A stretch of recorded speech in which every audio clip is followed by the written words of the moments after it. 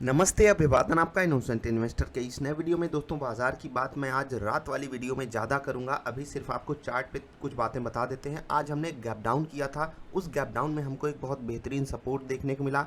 वहां पर हमने नेट बाइंग देखी। अपनी बाजार 16320 के ऊपर क्लोज की है, जो कि वन ऑफ दी बढ़िया वाली क्लोजिंग है। कल की भी क्लोजिंग बहुत ही बेहतरीन थी, आज की भी क्लोजिंग बहुत ही बेहतरीन है। तो इस क्लोजिंग पे और डिस्कशन करूंगा रात वाली वीडियो में, सपोर्ट और रेजिस्टेंस भी बताऊंगा।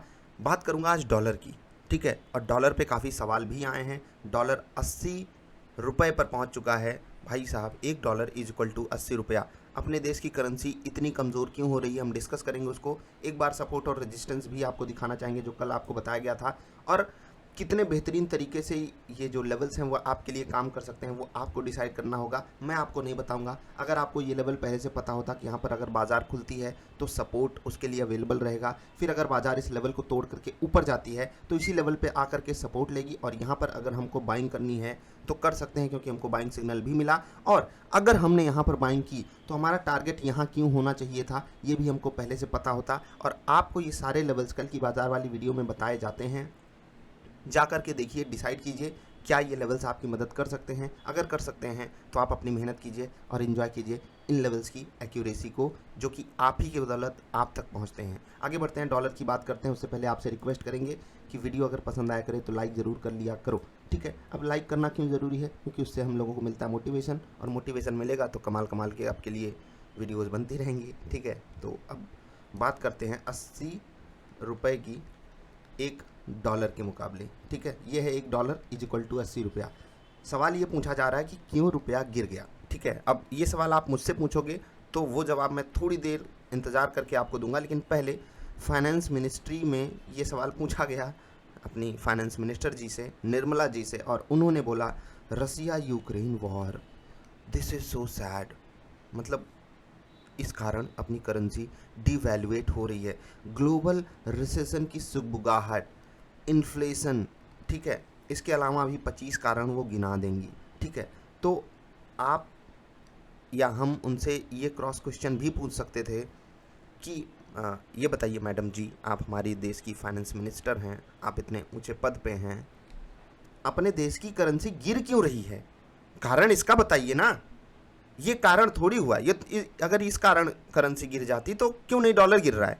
डॉलर क्यों नहीं गिर रहा है, अपनी देश की करेंसी इसलिए गिर रही है क्योंकि उसकी रुपए के सामने इज्जत कम है। रियलिटी ये है, इसको हमको एक्सेप्ट करना आना चाहिए।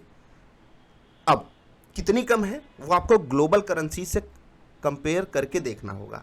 मैं आपको बता रहा हूं, अपने देश की जो वैल्यू है वो डॉलर से कम तो है, लेकिन बहुत देशों की करेंसी से बेहतरीन है। तो हमारा रुपया 80 पे पहुंचा है, मीडिया हो हल्ला मचा रही है, मचाने दीजिए, ठीक है। आपकी जिम्मेदारी है, और मैं आपको इस पर एक अलग से भी वीडियो दे सकता हूं अगर आप लोग डिमांड करोगे तो, कि अपने देश की करेंसी बहुत देशों के मुकाबले बहुत ही स्ट्रांग खड़ी है।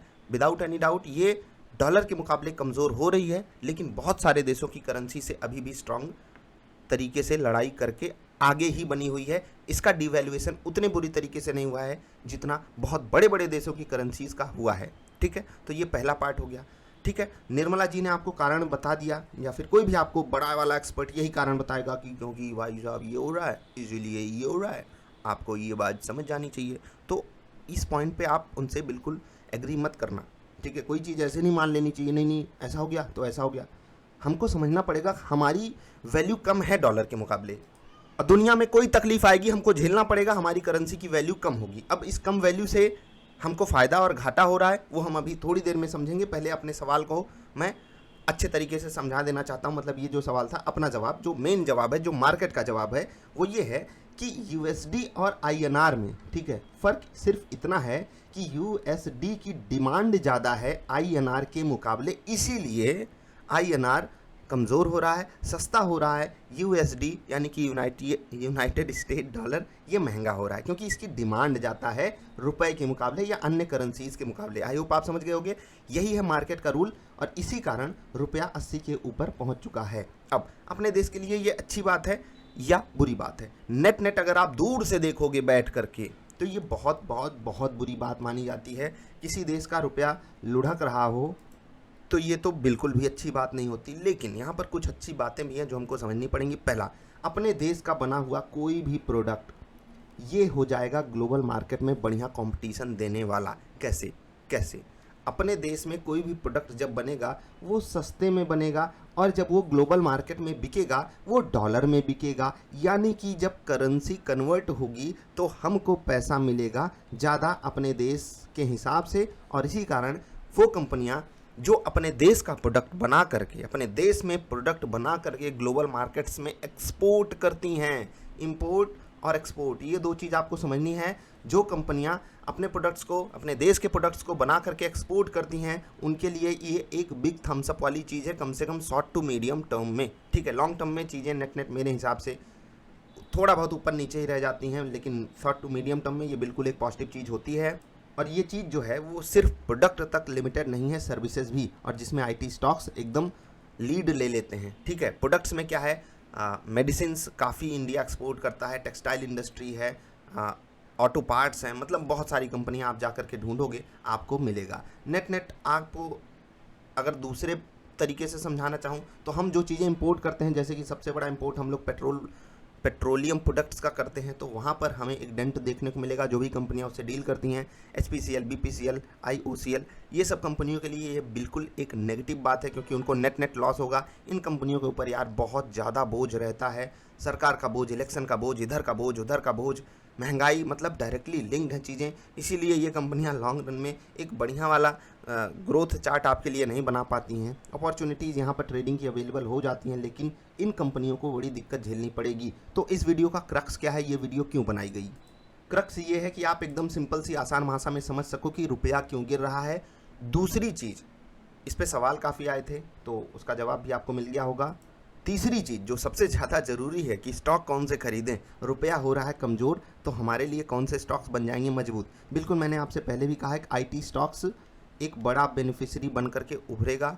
आईटी स्टॉक्स उभरेंगे तो आपको वहाँ पर बिल्कुल ध्यान देना चाहिए। हो सकता है कि वहाँ पर एक पॉजिटिव सेंटिमेंट बने, और इसीलिए आपको मैंने आईटी स्टॉक्स पे एक वीडियो भी दी है। वहाँ पर कोई भी ट्रेंड अगर पॉजिटिव बनता है तो वहाँ पर आप स्विंगर सेटअप पे या फिर कोई ट्रेडिंग सेटअप बनाए हो उस पर ट्रेड पकड़ सकते हो। अब आप अगर न्यूज़ देखोगे तो आपको ये एहसास करा दिया जाएगा कि हम सब डूबने वाले हैं, हमारा देश बर्बाद होने वाला है, क्योंकि रुपया 80 को पार कर गया, सब कुछ ख़त्म हो रहा है। लेकिन नेट चीज़ें ऐसे काम नहीं करती हैं। बहुत से ऐसे देश हैं जिनकी करेंसी डॉलर के मुकाबले काफ़ी ज़्यादा कमज़ोर है, और वो एक अच्छी स्टेबल कंट्री हैं। अब मैं ये बिल्कुल इस चीज़ को सपोर्ट तो नहीं कर रहा हूँ, लेकिन ऐसा भी नहीं है कि सब कुछ हमारे लिए ख़त्म हो जा रहा है। हाँ, जो कारण निर्मला जी ने दिया वो एक मतलब उथला कारण है। जो नेट कारण है वो यही है कि अपनी करेंसी की वैल्यू डॉलर के मुकाबले कमज़ोर है, घटी हुई है। लोग नहीं प्रेफरेंस देते हैं INR को डॉलर के मुकाबले, केवल और केवल इसलिए रुपया गिर रहा है। जिस दिन रुपए की डिमांड बढ़ेगी फॉर आवर इंटरनल रीजंस, अपने यहाँ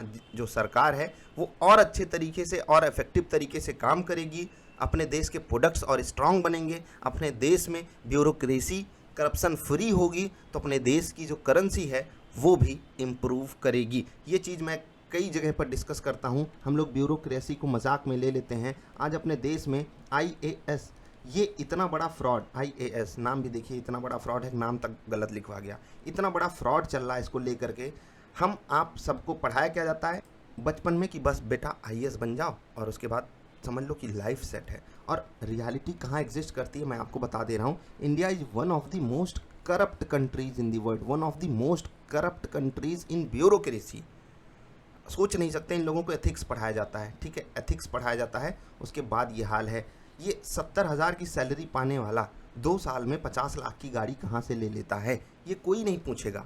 और इसी कारण अपने रुपए की इतनी बुरी हालत है। इसके लिए ना करंट सरकार जिम्मेदार है, ना इससे पहले की सरकार जिम्मेदार है। सरकारों पे सरकार, मंत्री पे मंत्री, सांसद पे सांसद, विधायक पे विधायक, हर कोई जिम्मेदार है।